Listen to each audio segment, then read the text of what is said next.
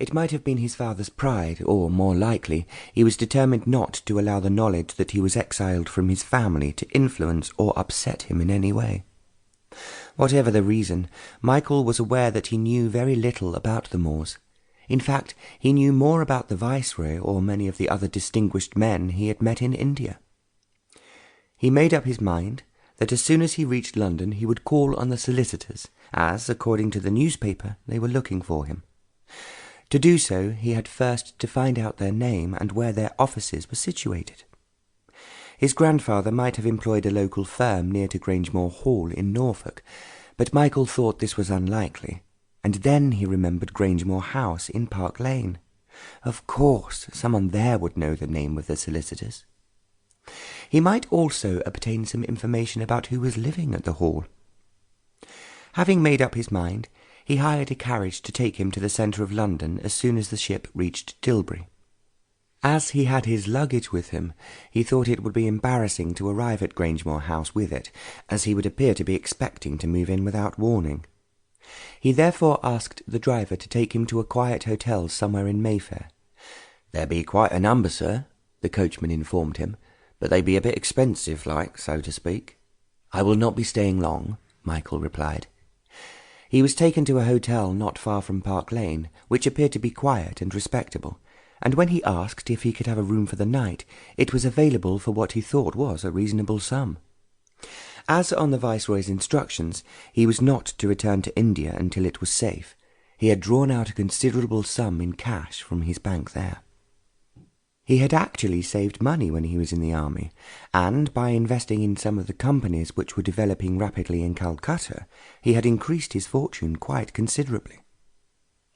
He had planned that he would spend some of it on decorating his home, and as it was quite a small house, it would not have been very expensive. But now he was the new owner of Grangemoore Hall, a very different building from his own home. At the moment, money was quite obviously of no consequence.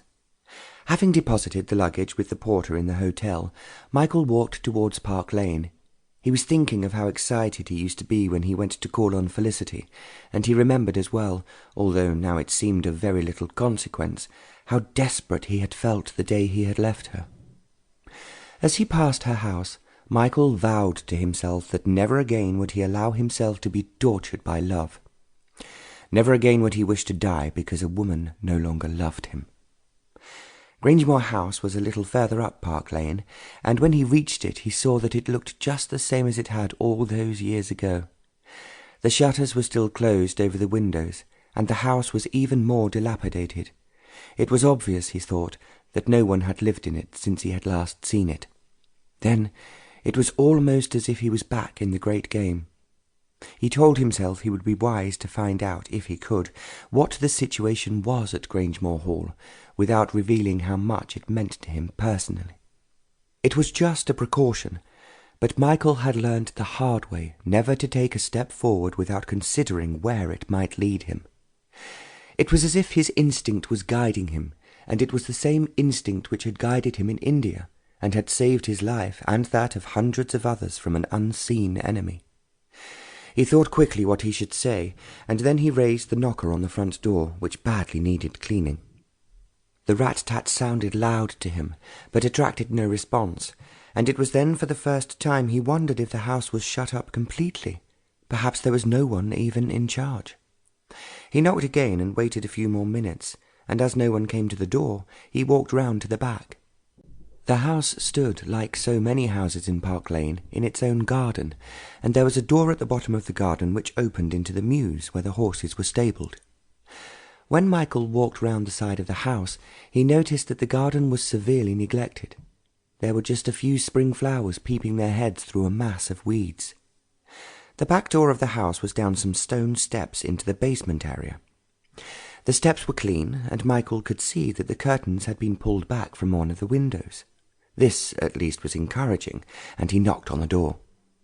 There was only a short pause before he heard the sound of heavy footsteps. The door was opened by an elderly man with white hair, and Michael thought he must be the caretaker. "I am sorry to bother you," he began, "but I could get no answer at the front door." "I be sorry about that, sir," replied the old man.